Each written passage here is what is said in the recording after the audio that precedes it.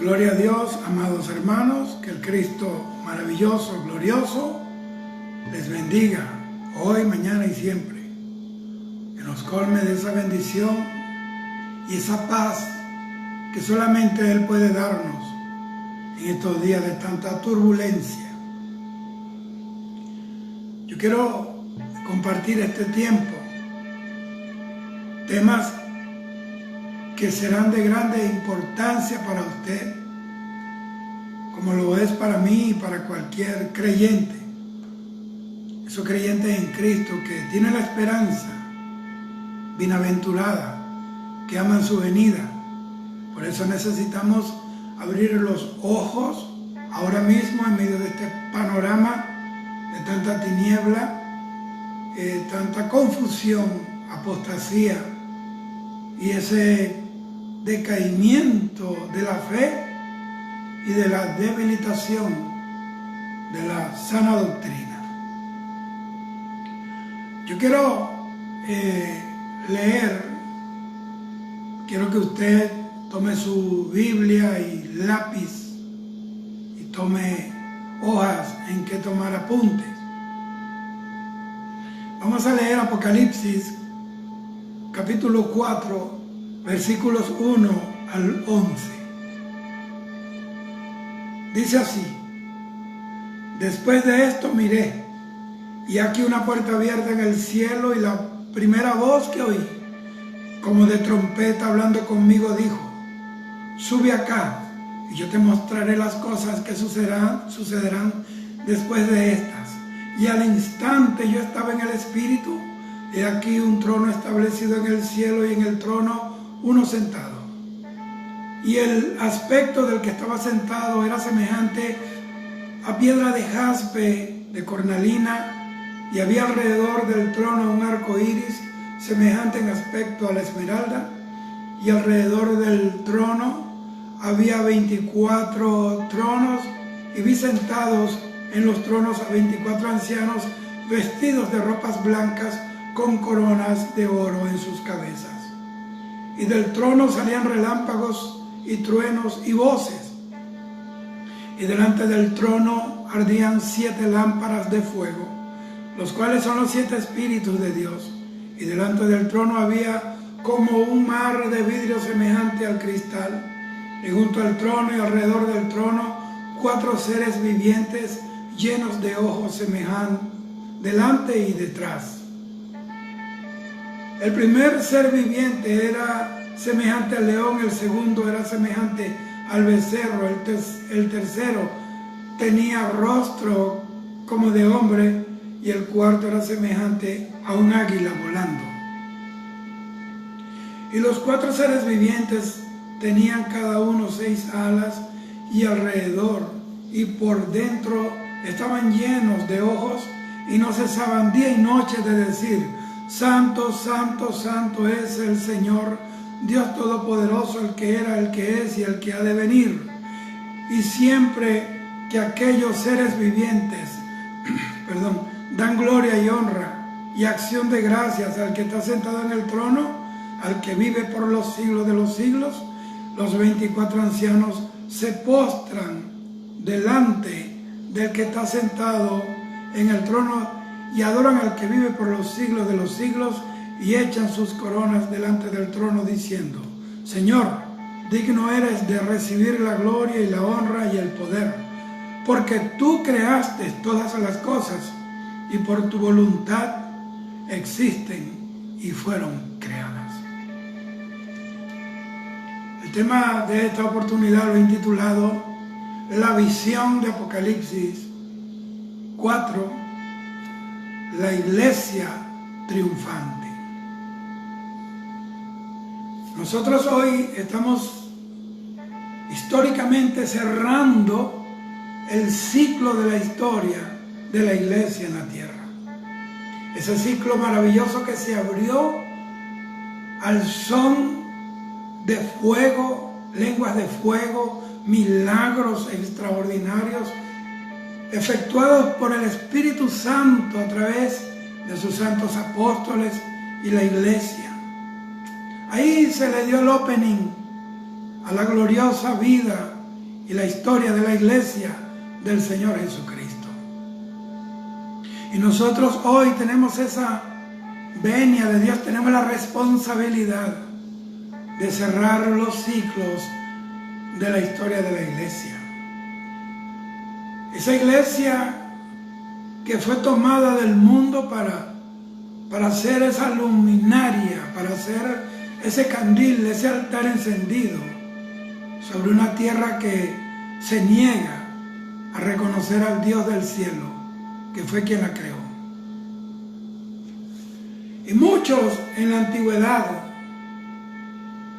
fueron movidos por el Espíritu a ver a través de la visión espiritual las cosas que iban a suceder en los últimos días, aunque ellos no la entendieron. Como pasó en Hebreos capítulo 11, donde se habla de los héroes de la fe. Por ejemplo, Abraham dice que él salió de su tierra, de su parentela, solo con oír la voz de Dios: sal de aquí y te llevaré a una tierra y te bendeciré. Le dio una promesa si salía de allí. Dios recompensa a todos aquellos que obedecen su voz y que sacrifican cualquier cosa con tal de agradar a aquel que un día nos hizo. Hebreos capítulo 11, en el versículo 9, dice que Abraham por la fe habitó en la tierra prometida como una tierra ajena. Dice que vivía en tiendas. Y el versículo 10 dice: porque esperaba la ciudad que tiene fundamentos, cuyo arquitecto y constructor es Dios. Está hablando de la ciudad esta, eterna, de la Nueva Jerusalén. Y aunque era un patriarca de los tiempos antiguos, durante la administración antigua del reino, el Antiguo Testamento, sin embargo Dios le permitió mirar desde lejos la promesa. Vieron a Jesús. Isaías vio a Jesús colgado de una cruz. David también lo vio, por eso escribió aquel salmo: Dios mío, ¿por qué me has desamparado? Lo mismo que dijo Jesús en la cruz: Elí, Elí, lama sabactani, en arameo. Entonces vamos a entrar en el tema, la iglesia triunfante. Lo primero que Juan ve en el cielo, después que le dicen: después de esto miré. ¿Después de qué? Después que la iglesia es levantada, porque la iglesia del Señor Jesucristo aparece en la Biblia, aquí en Apocalipsis, hasta Apocalipsis capítulo 3. Del capítulo 4 en adelante nunca más se nombra la iglesia, sino que toma presencia en el escenario de Apocalipsis 4 en adelante de muebles, utensilios y simbologías que solamente eran usadas en el Antiguo Testamento. Por eso quiero que usted entienda que la iglesia está a punto de ser levantada. Dice que después de esto, después del rapto de la iglesia, había una puerta abierta. Y la primera voz que oí era como de trompeta, que hablaba conmigo diciendo: sube acá. Esa expresión, sube acá, es lo que va a decir el Señor. Dice que con voz de mando, con voz de arcángel y con trompeta de Dios descenderá del cielo, y de allí dirá a su iglesia: sube acá. Y los muertos en Cristo resucitarán primero. Luego nosotros, los que estemos vivos y viviendo para Él, seremos arrebatados juntamente con ellos y entraremos con el Señor en nuestras moradas eternas, la morada del cielo. Y yo te mostraré las cosas que sucederán después de estas. Mire, después que la iglesia se vaya, las cosas que van a suceder van a ser terribles. Que Dios nos libre del día de la ira de Dios y del Cordero. Que seamos hallados fieles para poder entrar en las moradas del cielo. Que seamos hallados fieles santos, temerosos, para poder tener parte de esa ciudad celestial y de escapar de los juicios que vendrán sobre la tierra. Allí, en Apocalipsis capítulo 4, el vocabulario espiritual dibuja un panorama profético. Y todo eso que está aquí en Apocalipsis 4, del 1 al 11, todos esos detalles son eventos apocalípticos, pero que tienen que ver con el futuro, porque todavía la iglesia de Cristo está aquí. Esto apoya la postura pretribulacionista. O sea que la iglesia va a ser levantada antes de la gran tribulación. Por eso se conoce como la postura pretribulacionista. Porque la iglesia se va antes de que caiga la gran tribulación. Tribulacionista. No te quedes. Otra cosa que te quiero decir, el rapto de la iglesia y la boda del Cordero es un evento único. No va a haber oportunidad para un recasamiento, una repetición de bodas. El que se perdió este evento nunca lo volverá a vivir. Vale la pena servir a Dios. Vale la pena cualquier cosa con tal de salir de esta tierra. No por miedo a la tierra, porque hay gente que tiene una visión escapista. Quieren que el Señor venga para que los libre de esto, de aquello, de la deuda, de la suegra, de quien sea, de la mujer o del esposo. Pero está la visión eterna. Yo quiero estar en el cielo, no para que me libre Dios de problemas, porque de todos los problemas me ha librado Dios. Quiero estar en el cielo porque ese es mi lugar, porque ese es el lugar que me pertenece, porque ahí está mi amado. Yo soy de mi amado y mi amado es mío, dice el Cantar de los Cantares. Bienaventurados los que aman, los que te aman. Por eso es que Salomón dijo, con razón te aman las doncellas. O sea, la iglesia verdadera, la iglesia pura, la iglesia virgen, que no se ha prostituido, que no se ha dejado manosear por los dioses de esta modernidad ni por la apostasía. Aman al Señor. Ahora, tomando Apocalipsis 1:19 como base para la división del libro, a partir del capítulo 4 se revelan, como le dijeron a Juan en aquella voz, las cosas que sucederán después de estas. O sea, ese es un tiempo futuro, todavía no estamos viviendo ese tiempo, es un tiempo que está por venir. Apocalipsis 1:19 dice, escribe las cosas que has visto, y las que son, y las que han de ser después de esta. Siguiendo esta división, lo que vemos aquí se refiere a la visión que tuvo Juan respecto del Señor Jesucristo. En Apocalipsis capítulo 1, allí cuando el Señor se le revela al apóstol Juan en la isla de Patmos. Ahora, lo que sucede ahora corresponde a la situación de las iglesias, como lo describen el Señor en las 7 cartas a las 7 iglesias de Asia Menor, en Apocalipsis capítulo 2 y capítulo 3. Ahora, comenzando con Apocalipsis capítulo 4, comienza la revelación de lo que sucederá después. Óyeme, Apocalipsis 2 y 3, ahí en esas 7 cartas enviadas por el Señor a través de su ángel a los 7 ángeles de la iglesia, a las 7 iglesias de Asia Menor. Asia Menor es lo que hoy se conoce como Turquía. Eso habla de la condición de la iglesia a un nivel general. Todas las iglesias tienen un poquito, una característica de cada una de estas iglesias.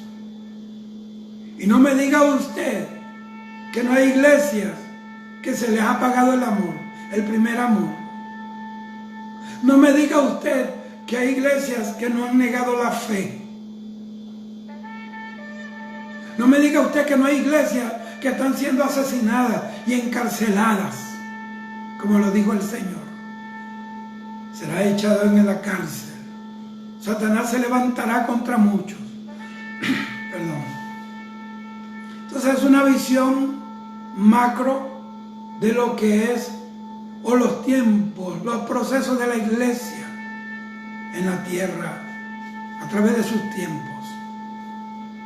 Estamos ahora mismo precisamente en el tiempo, la última iglesia, la Odisea, que significa el derecho de la gente. Por eso usted ve que hay derecho, están reclamando derecho a casarse hombre con hombre, derecho a muchas cosas que la Biblia prohíbe. Pero no me voy a detener en eso. De las 7 iglesias, la iglesia de Filadelfia significa amor fraternal, es la iglesia del amor. Es la iglesia donde tú no vas a que te amen sino a amar, donde tú no vas a que te saluden sino a saludar, donde tú no vas a que te abracen sino a abrazar. Esa es la iglesia. La única iglesia de las 7 que tiene la promesa de un rapto es esa. Apocalipsis 2, Apocalipsis 3:10. Cuanto ha guardado la palabra de su paciencia. Son la iglesia que guarda la palabra. Será librada de la hora de la prueba, de la tribulación que vendrá sobre el mundo entero para probar a los que moran sobre la tierra. Entonces, ahora desde aquí, desde Apocalipsis capítulo 4, que es donde estamos comenzando ahora, ahí, a partir del versículo 1 de Apocalipsis 4, se van a dar los sucesos de las cosas que sucederán después de esta. Recuerden que en los escritos proféticos de la Biblia hay detalles que son descriptivos y no tienen por obligación que tener un significado específico, porque el vocabulario apocalíptico es simbólico, es representativo, es espiritual, es profético. Hay cosas que son literales, hay cosas que no. De tal manera que los detalles, los elementos, todas las cosas que aparecen aquí en este libro y esas figuras propio del vocabulario apocalíptico deben ser puestos en la perspectiva amplia de ese tema general y del énfasis principal del pasaje que estamos estudiando. En Apocalipsis 4, el propósito principal de Dios cuando reveló a Juan, y hoy se conoce pues en Apocalipsis capítulo 4, el propósito principal es presentar primeramente la grandeza de Dios, su majestad, su poder, su gloria,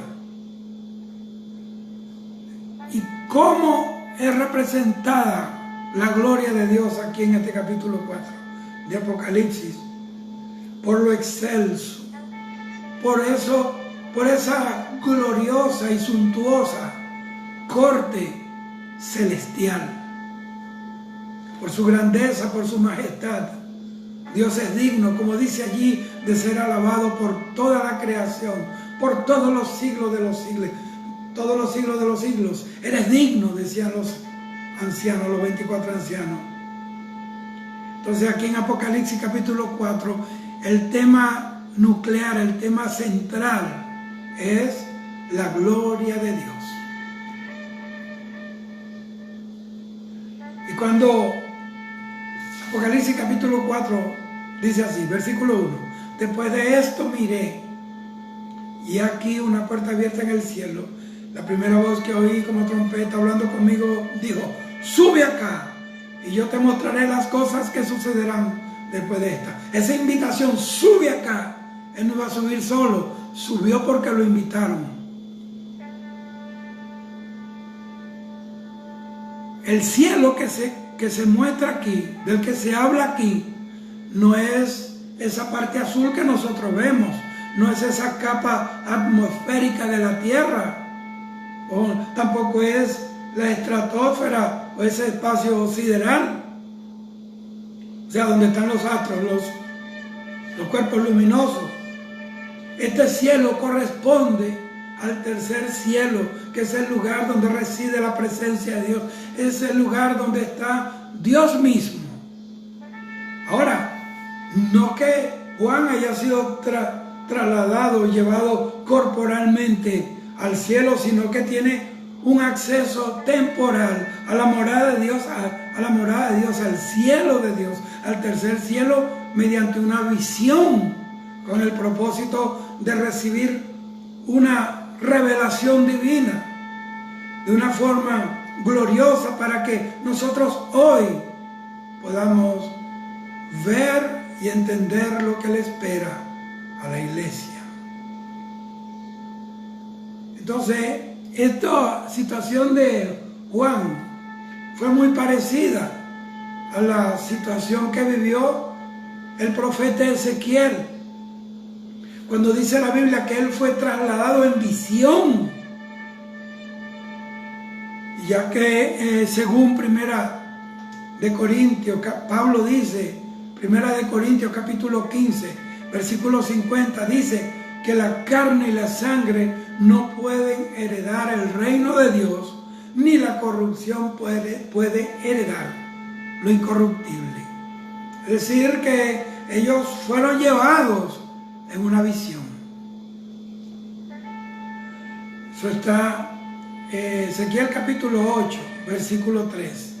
Dice así: y aquella figura extendió la mano y me tomó por las guedejas de mi cabeza, o sea, por la clineja, por los cabellos.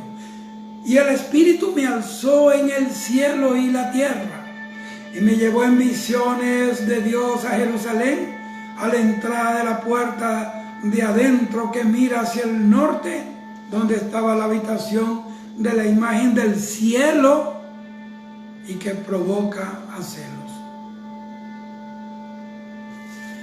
Mire, el poder glorioso, ilimitado, porque el Espíritu Santo es Dios, ese poder glorioso del Espíritu Santo capacitó a Juan para ver y oír cosas que ningún hombre, ningún ser humano, y menos en la condición en la que él estaba. Él estaba exiliado, él estaba desterrado, como si fuera un animal por causa de la fe en Jesús. Y él pudo ver cosas que ningún hombre puede recibir por medio de sus facultades físicas, por sus facultades y sus habilidades humanas. Lo que se le va a mostrar a Juan aquí son los eventos que van a ocurrir en la tierra en un futuro.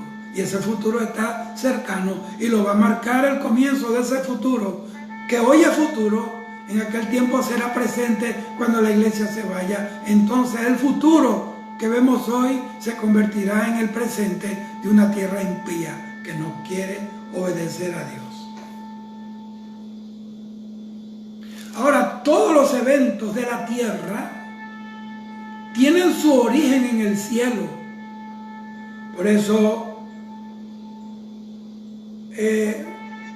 Juan fue transportado al cielo en una visión. Y en ese cielo, era el tercer cielo porque dice que ahí estaba el trono de Dios, sentado en ese trono de gloria. Y estaba ordenando desde allí el cumplimiento de todos los eventos proféticos, y se han de cumplir. Y Él es el que hace que toda palabra profética se cumpla. Él es la historia, Él es la vida de la historia. Sin Él no hay vida. Y dice, versículos 2 y 3: y al instante, mira, instantáneamente, yo estaba en el Espíritu, y aquí un trono establecido en el cielo, y en el trono uno sentado.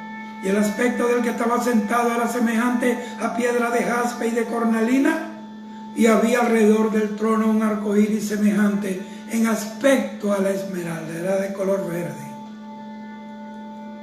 Y el verde habla de esperanza, de vida. Cuando los campos reverdecen hay esperanza para el que cosecha.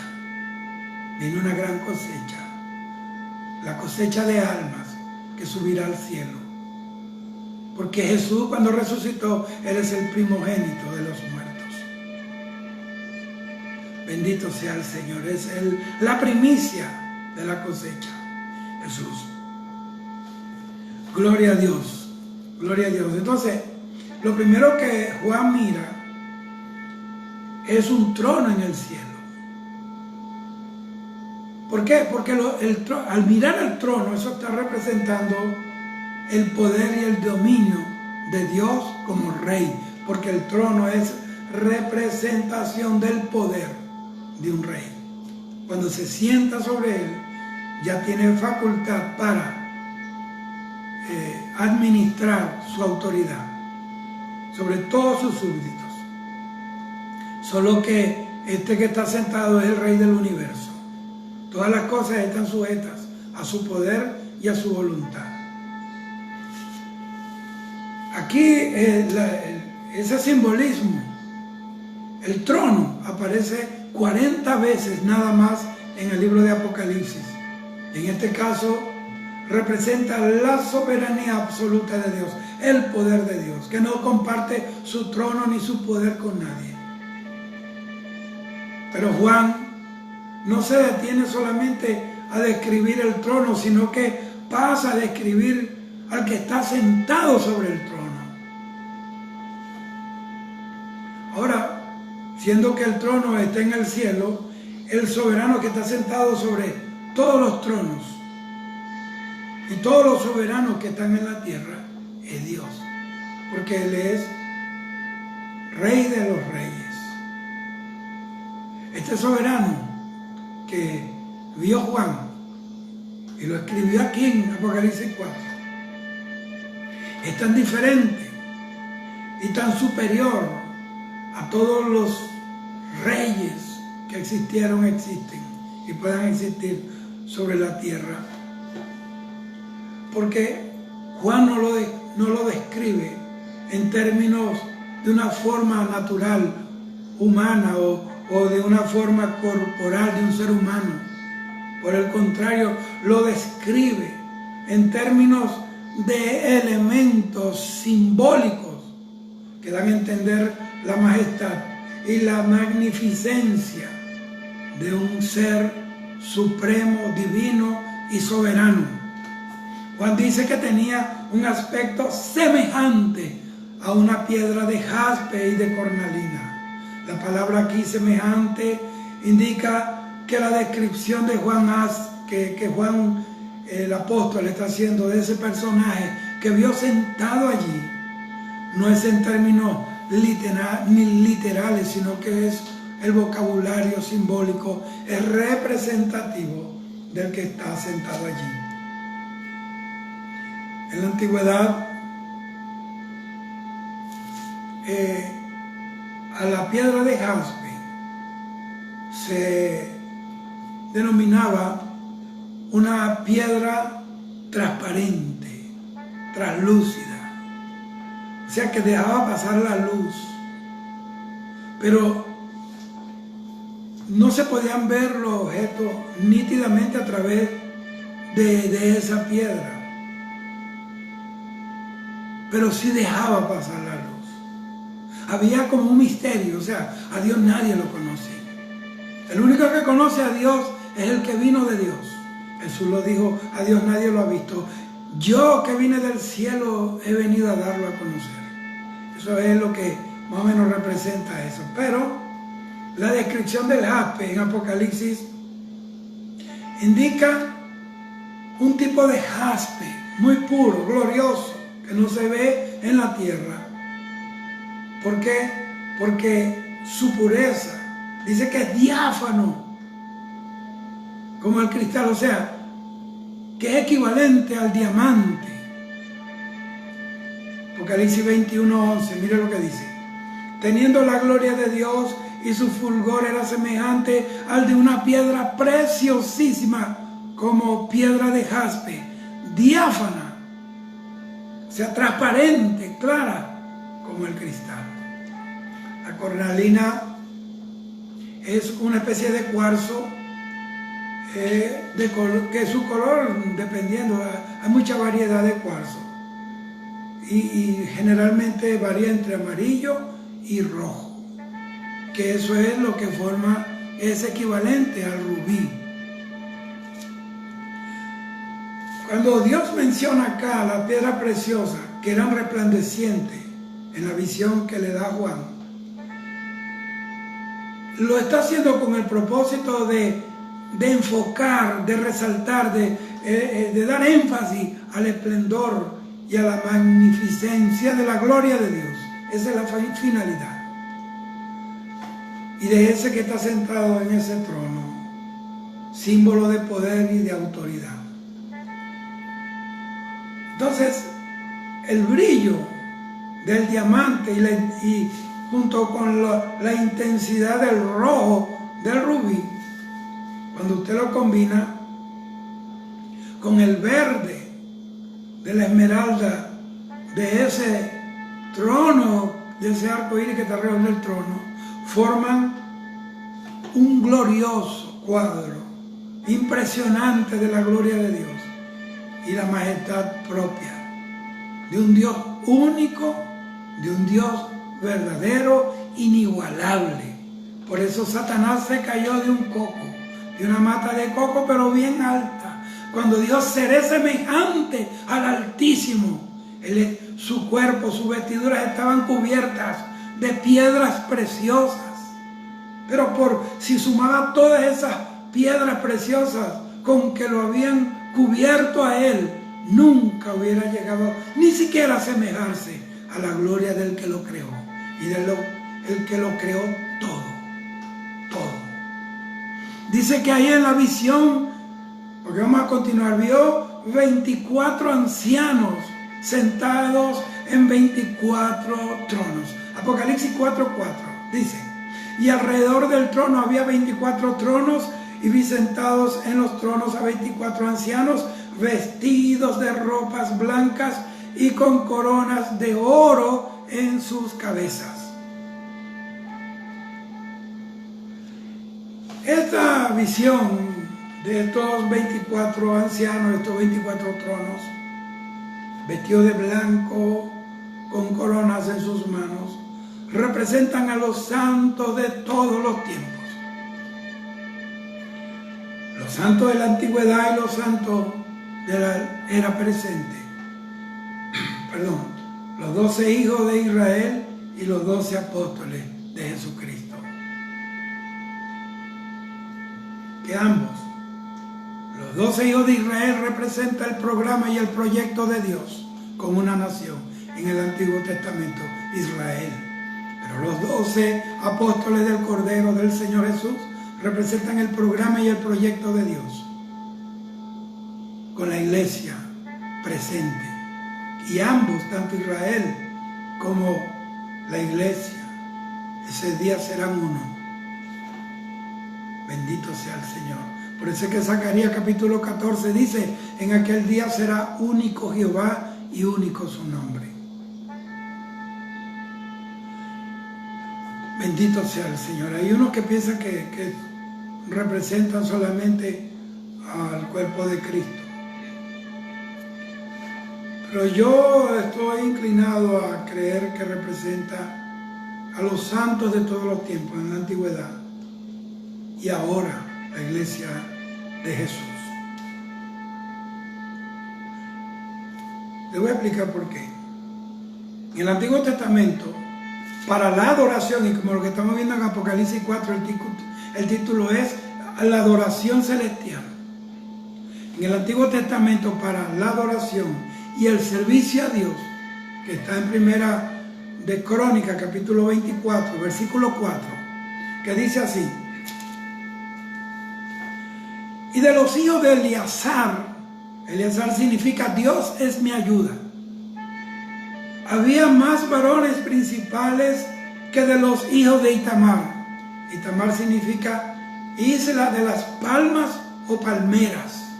Eso habla de la firmeza y de la altura, la estatura de los santos. Dice, y los repartieron así, de Eleazar 16 cabezas de casas paternas, 16 cabezas. Y de los hijos de Itamar, por sus casas paternas, 8. Y si usted suma 16 principales sacerdotes de la casa de Eleazar, más 8 principales sacerdotes de la casa de Itamar, dice que 16 más 8 es igual a 24. Y eso también tiene que ver con el trabajo intercesor de la iglesia, junto con Jesús. Jesús dice que vive todos los días para interceder. 24 turnos había de servicio. Y no me voy a detener en eso, pero eso está en el Antiguo Testamento. Los 24 turnos sacerdotales. Bendito sea el Señor. Ahora, el texto bíblico aquí no especifica en realidad en cuanto a la identidad de esos 24 ancianos que están allí sentados en 24 tronos. Pero el hecho de que están vestidos, ahora vengo aquí, de que están vestidos de ropas blancas y que tienen coronas en sus manos, eso nos da a entender que son los santos de la iglesia de Cristo morando en el cielo. ¿Por qué? Porque las ropas blancas son el efecto de la sangre de Cristo que ha limpiado a la iglesia de su pecado y ha limpiado sus vestiduras. Según Efesios capítulo 5, versículo 27, Pablo dice, a fin de presentársela a sí mismo, una iglesia gloriosa, que no tuviese mancha ni arruga ni cosa semejante, sino que fuese santa y sin mancha. Y la corona es la representación de la salvación por la fe, por esa fidelidad a Dios, a Cristo aquí en la tierra. Según Apocalipsis capítulo 2, versículo 10, dice así: no temas en nada lo que vas a padecer. He aquí el diablo echará a alguno de vosotros en la cárcel, mas para que seáis probados, y tendréis tribulación por 10 días. Sé fiel hasta la muerte y yo te daré la corona de la vida.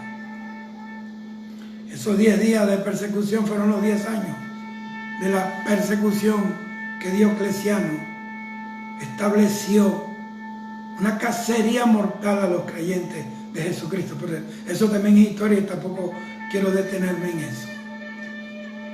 Y te daré la corona de la vida, es decir, que eso representan a los que han sido salvados por fe.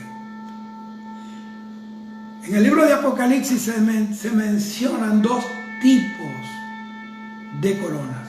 Está la corona real, la corona regia, que del griego es la palabra diadema.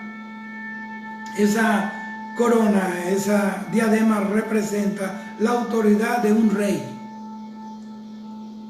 Y está la corona de victoria, que viene del griego estéfanos, que es la que se otorga a un atleta en su victoria en un juego olímpico de la antigüedad.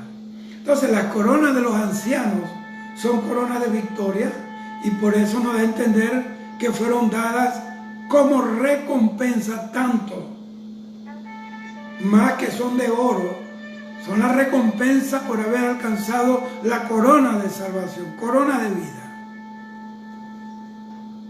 Alabado sea el Señor.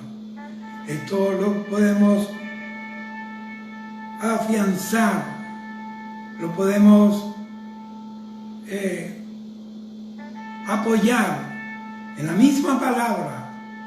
Apocalipsis 3:5 dice: el que venciere será vestido de vestiduras blancas. Vea. Y no borraré su nombre del libro de la vida, y confesaré su nombre delante de mi Padre y delante de sus ángeles. Apocalipsis 19, versículo 8 dice, y a ella se le ha concedido que se vista de lino fino, limpio y resplandeciente. La iglesia, eso es la iglesia. Porque el lino, dice la Biblia, el lino fino es las acciones justas de los santos. Está hablando de la iglesia. Ahora, y en cuanto a la corona de victoria, el apóstol Pablo nos da luz respecto a esto cuando nos escribe o escribió en la segunda carta a Timoteo, capítulo 4, versículo 8, que dice, por lo demás, me está guardada la corona de justicia, la cual me dará el Señor, juez justo en aquel día. Y no solo a mí, dice Pablo, por eso que, sino también a todos los que aman su venida. Y saber y pensar que hay gente que ni siquiera se acuerdan de que el Señor está por venir.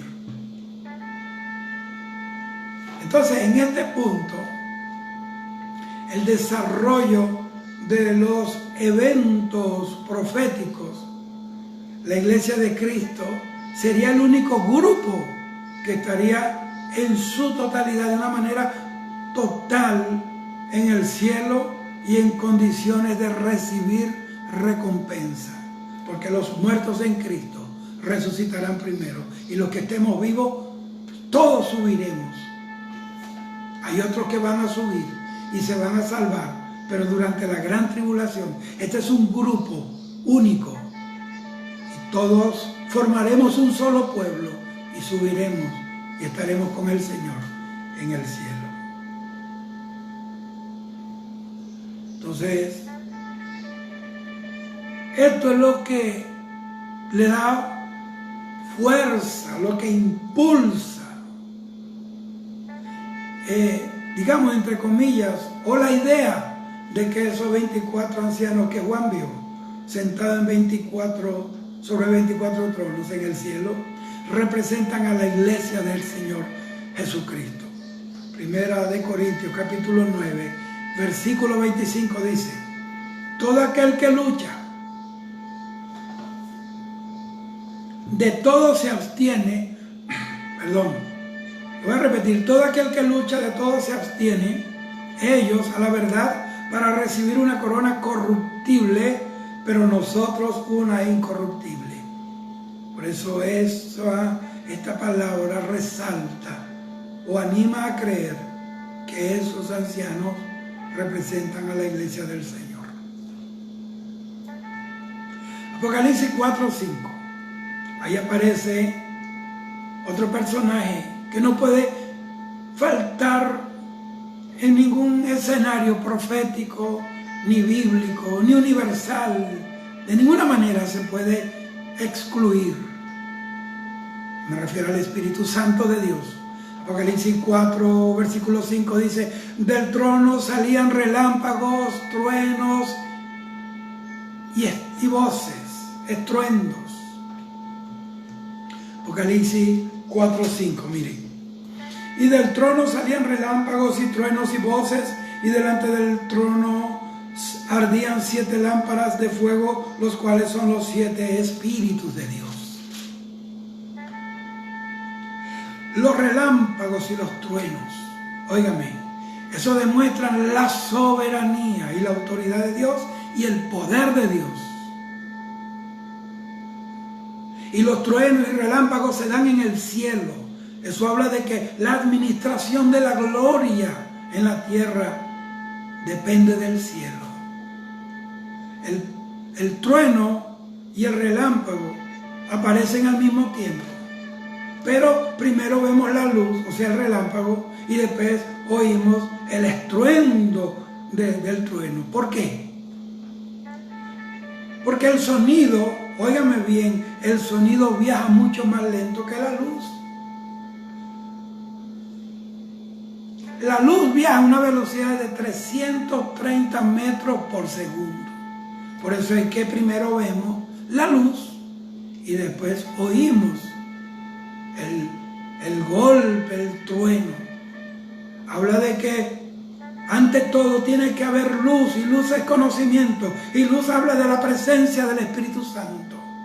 Cuando alguien se mueve en la luz de Cristo, cuando alguien tiene el resplandor de su gloria, cuando alguien está vestido de las armas de la luz, créalo que va a haber estruendo, va a sacudir el cielo, la tierra y aún el infierno va a ser sacudido.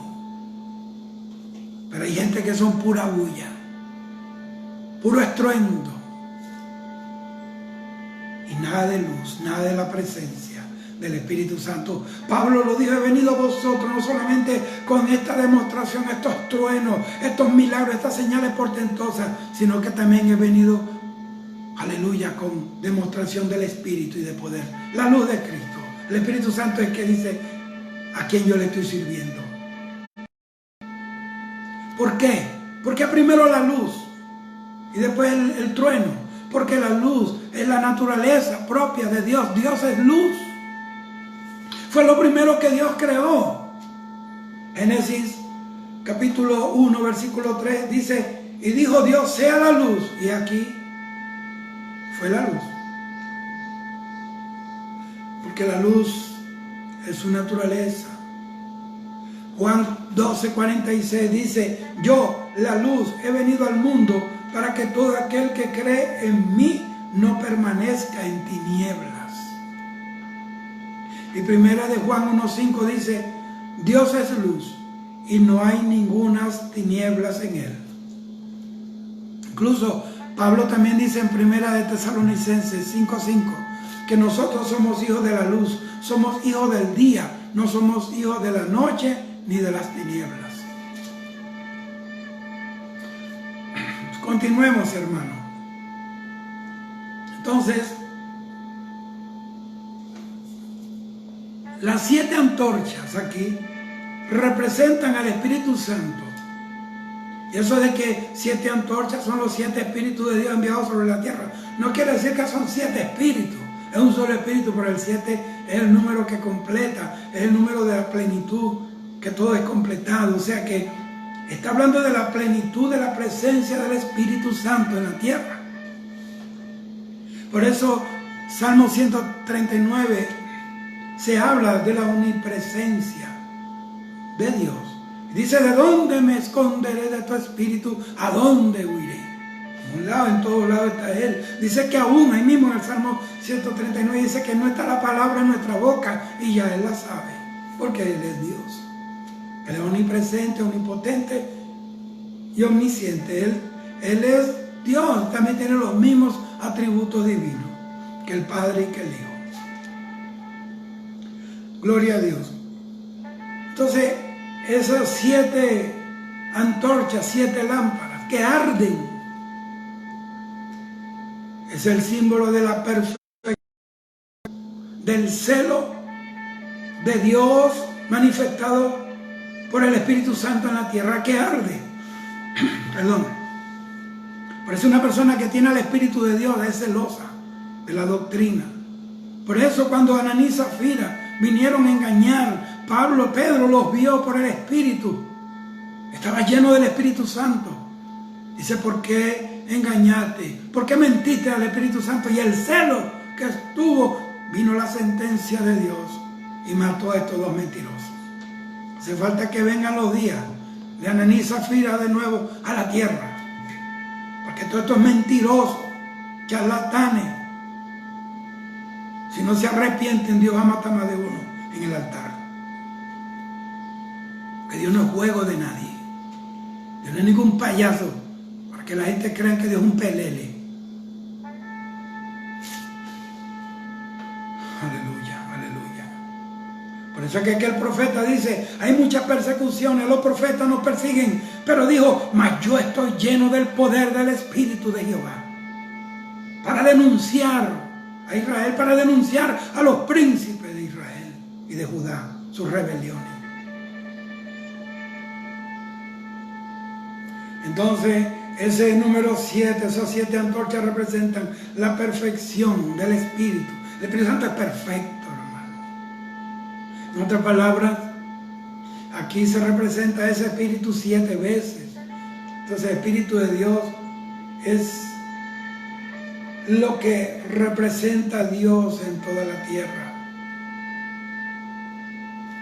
Alabado sea el Señor. Bueno, aquí aparecen 4 seres vivientes también. Apocalipsis capítulo 4, versículos 6, 7 y 8. Lo voy a leer. Y delante del trono había como un mar de vidrio semejante al cristal, y junto al trono y alrededor del trono 4 seres vivientes llenos de ojos delante y detrás. Y el primer ser viviente era semejante al león. León.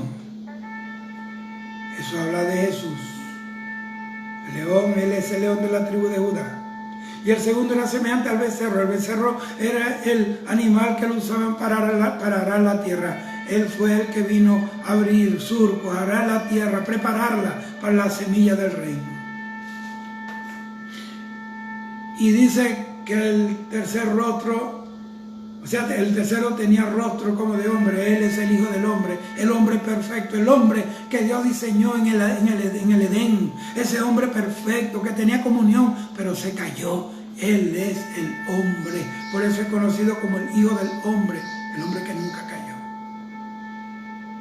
Porque Él vino a representar al hombre delante de Dios. Y cuarto, era semejante al águila volando. El águila representa la gloria de Dios. Bueno, pero continuemos. Y los 4 seres vivientes tenían cada uno 6 alas, y alrededor y por dentro estaban llenos de ojos, y no cesaban día y noche de decir: Santo, Santo, Santo es el Señor Dios Todopoderoso, el que era y el que es y el que ha de venir. El mar de vidrio como cristal, que era un cristal transparente, representa, número 1, la paz que hay en la presencia de Dios. Número 2, así como el cristal es transparente, nada se puede ocultar a los ojos de Dios, de aquel que todo lo ve. Es como un pez que trate de esconderse en la pecera. Y 3, eso habla de que no hay nada turbio en Dios. Dios es puro, Dios es santo, porque Él es la fuente de la verdad y de la honestidad. Él es transparente como el cristal. En Él no hay tinieblas, no hay mentira. Él no es hombre para mentir, ni hijo de hombre para arrepentirse. Algunos piensan que estos 4 seres vivientes de los que habló Juan representan los atributos de Dios, en cuyo caso la identidad de los ojos se interpreta como la omnisciencia, la omnipresencia de Dios, que todo lo ve, que todo lo escudriña, que todo lo sabe y todo lo conoce. Entonces, y aquí, en esta escritura, la figura del león representa la majestad, porque el león es el rey de la selva y representa la omnipotencia. O sea, el león es el animal más poderoso de la selva. Eso habla de la omnipotencia, el poder inigualable, inagotable de Dios. Entonces, al siguiente ser viviente, que dice que es un buey, un becerro. También lo usaban para el sacrificio. Eso habla del amor sacrificial de Dios en Cristo, que se ofreció como holocausto vivo para expiar los pecados en esta tierra. El águila tiene ojos que todos lo miran y miran a grande distancia. Eso habla de la inteligencia y la capacidad, la altura en la cual Dios vuela. Las tormentas no pueden asustar a un águila, porque el águila conoce las leyes del aire, conoce cómo manejar y utilizar la fuerza centrífuga para salir de las tormentas. Dios nunca está en tormenta. Dios reprende las tormentas y hace que las tormentas se calmen. La solución para la tormenta que estamos viviendo hoy no es un suero, eso ayuda en el mundo natural, pero se calma el coronavirus y vendrá otra cosa y otra cosa. Aquí la solución es clamar a Dios. El mismo Cristo que reprendió la tormenta en el mar está aquí ahora, mayo 2020, para reprender las tormentas, para reprender los demonios, para reprender todo lo que quiere causar tormenta y sobre todo a la iglesia de Cristo. Alabado sea Dios. Bendito sea el Señor. También vemos que el becerro es un animal doméstico. Y era un animal muy importante en los tiempos bíblicos. Porque labraba la tierra, trabajaba la tierra. Sin ese animal difícilmente podía haber cosecha, manutención de la familia. Entonces, en relación a estos 4 seres vivientes, estos seres son dedicados a vigilar el trono de Dios. Es como una especie de una escolta divina. Juan dice que cada uno de ellos tenía 6 alas. Y las únicas otras criaturas que la Biblia describe así son los serafines que aparecen en el libro de Isaías capítulo 6. Que a Isaías le fue revelado cuando vio la gloria de Dios después de la muerte de Usías.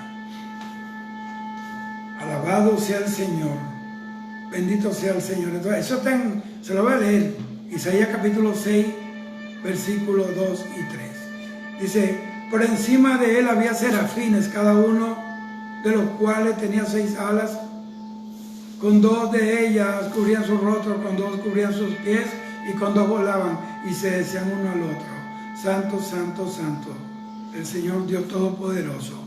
Toda la tierra está llena de su gloria. Lo mismo que vio Juan en Apocalipsis capítulo 4.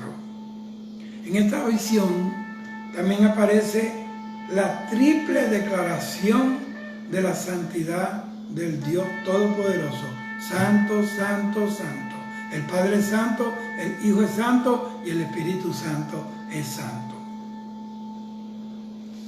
Eso se conoce, teológicamente como trisagio, la declaración triple de la santidad de Dios. Bendito sea el Señor. Estamos cantándole en el cielo a la divina y santa Trinidad. Eso de esos 6 alas habla de la prontitud con que los ángeles ejecutan la voluntad de Dios, pero en este caso es la prontitud con que estos seres angelicales están dispuestos o responden al llamado de adorar, de glorificar al que está sentado en el trono. La adoración también arropa o involucra a los 24 ancianos. Apocalipsis 4, 9 al 11 dice, cada uno de estos seres vivientes daban gloria, honra y acción de gracias al que estaba sentado en el trono, al que vive por los siglos de los siglos. Los 24 ancianos se postraron ante él, adoraban al que vive por los siglos de los siglos y rendían sus coronas delante del trono, exclamando, digno eres, Señor y Dios nuestro, de recibir la gloria, la honra y el poder, porque tú creaste todas las cosas, por tu voluntad existen y fueron creadas. Mire qué maravillosa la escena. Y es el hecho de que frente a él hay 24 ancianos sentados en 24 tronos. Trono es autoridad, trono es poder. Y eran ancianos que tenían corona, adoraban, que delante de su presencia la iglesia debe vivir adorando perennemente la alabanza y la adoración. Eso de adorar, eran reyes, estaban en trono, eso es, solamente los que son reyes pueden adorar, alabar al Dios del cielo. Él nos hizo reyes y sacerdotes. Gloria a Dios para siempre. Entonces ese énfasis de adorar que tienen aquí, que presentan los 24 ancianos, es adorando la dignidad y la excelencia de Dios. ¿Por qué? Y ellos dicen, porque tú creaste todas las cosas.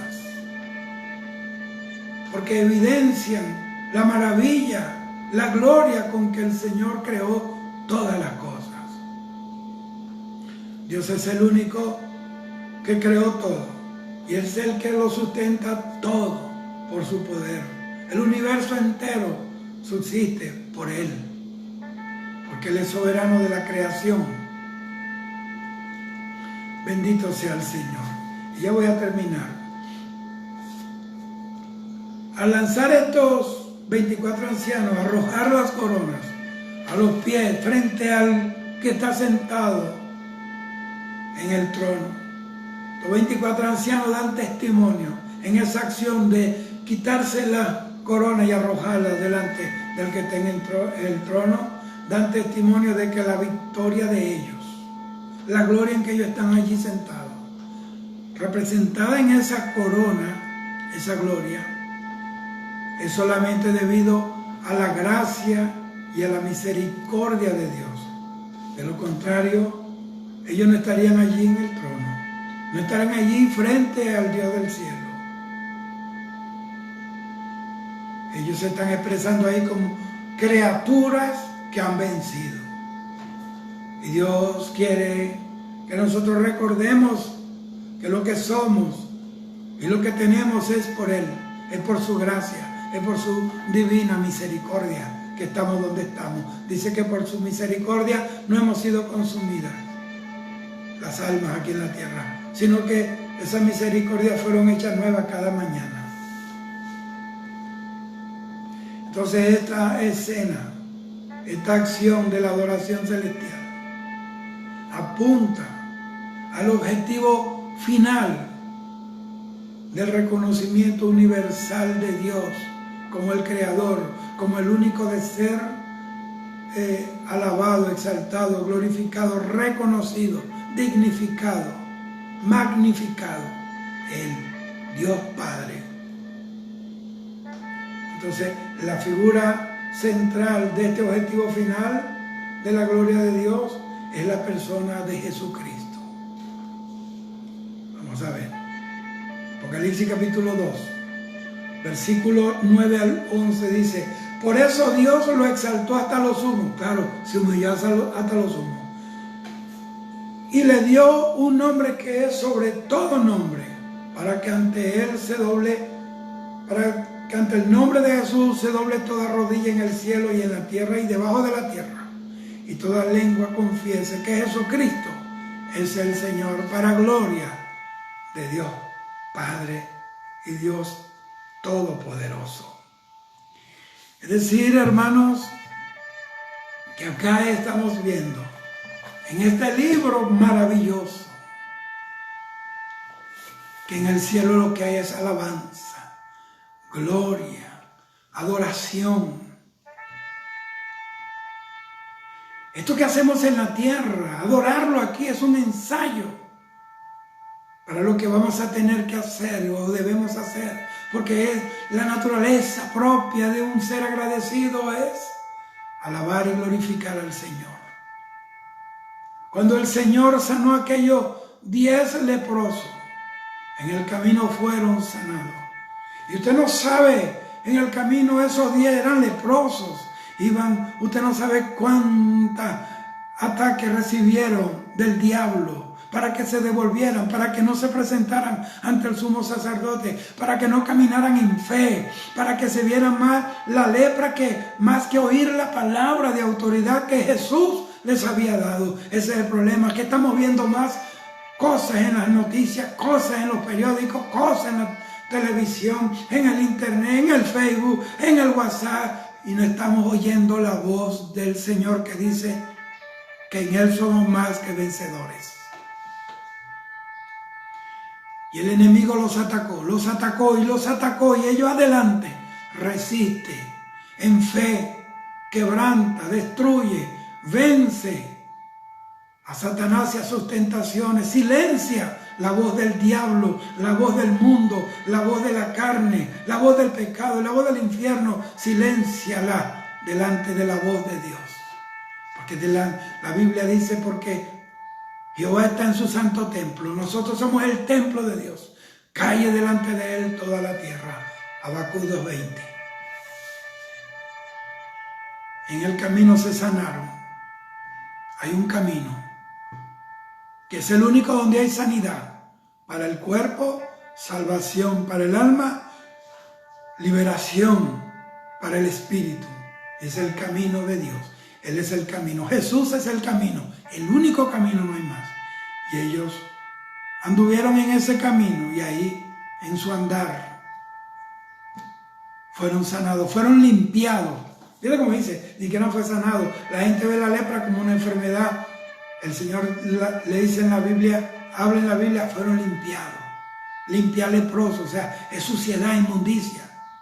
Se limpiaron. ¿Y sabe qué hizo uno de los 10? Que de paso no era ni judío, era samaritano. Y los samaritanos eran aborrecidos, ¿sabe por qué?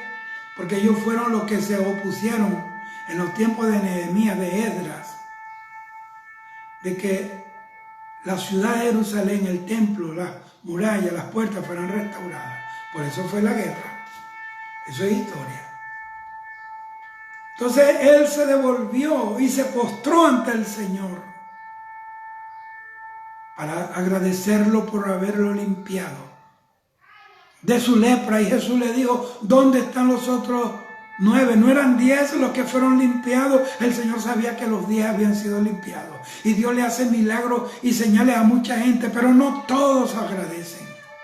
Hay un chorro de gente desagradecida, ingrata, dentro de la misma iglesia del Señor, que lo más que hacen es quejarse, murmurar, blasfemar, y no recuerdan cuántas cosas ha hecho Dios con ellos.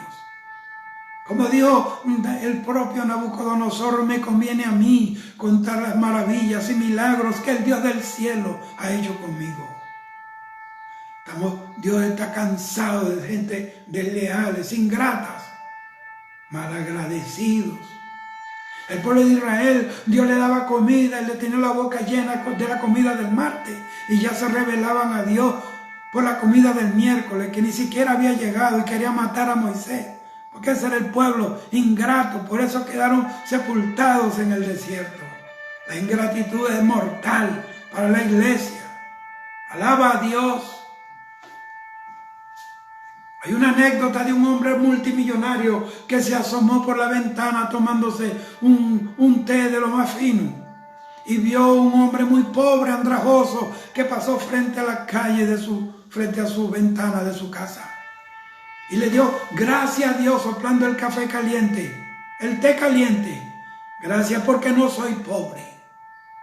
Y siguió el pobre caminando en su pobreza, en su miseria, en su harapo, y vio un loco haciendo locura, un loco, un desquiciado. Y dijo, gracias a Dios porque soy pobre, pero no soy loco. Y el loco estaba sentado y pasó una carroza fúnebre, una carreta con una urna. Y el loco dijo, gracias a Dios porque estoy loco, pero no estoy muerto, estoy vivo.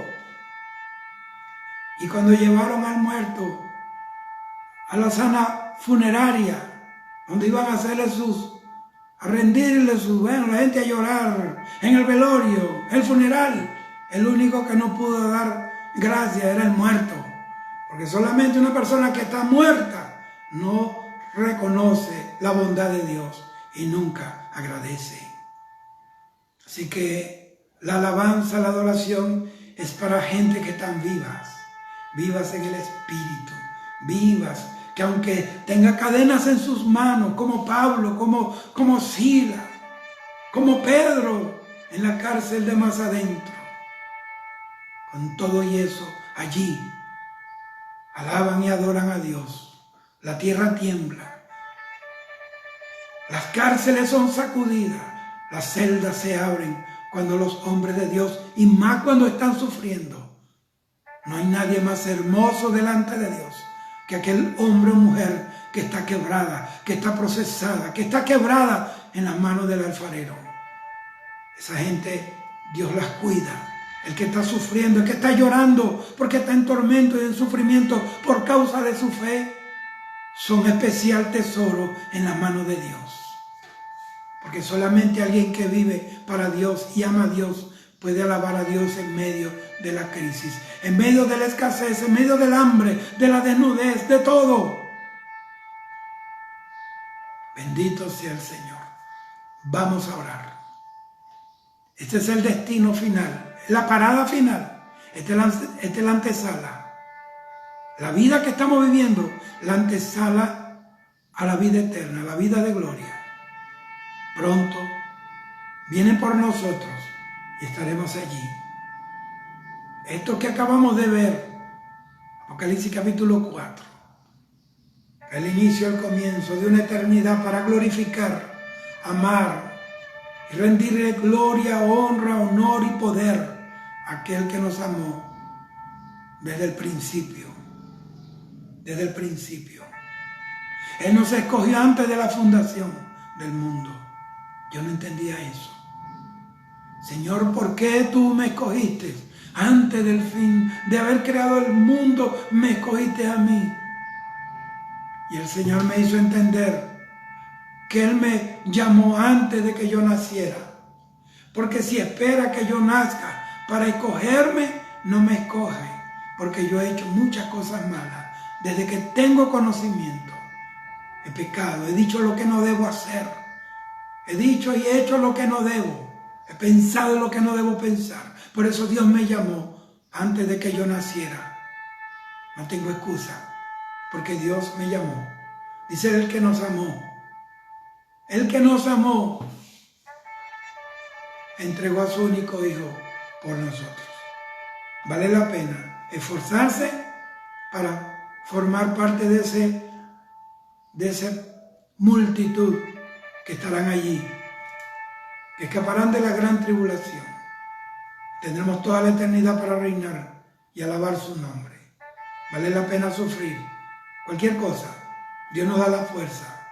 No es que andemos buscando sufrimiento como masoquistas, pero si nos toca vivir, sea cual sea la condición, alabemos a Dios en medio de la crisis. Vamos a orar. Padre, mi Dios, te alabo. Te glorifico, Padre, porque tú eres el que nos has prometido todas estas bendiciones que nos aguardan, que nos esperan. Hay una mansión esperando por nosotros.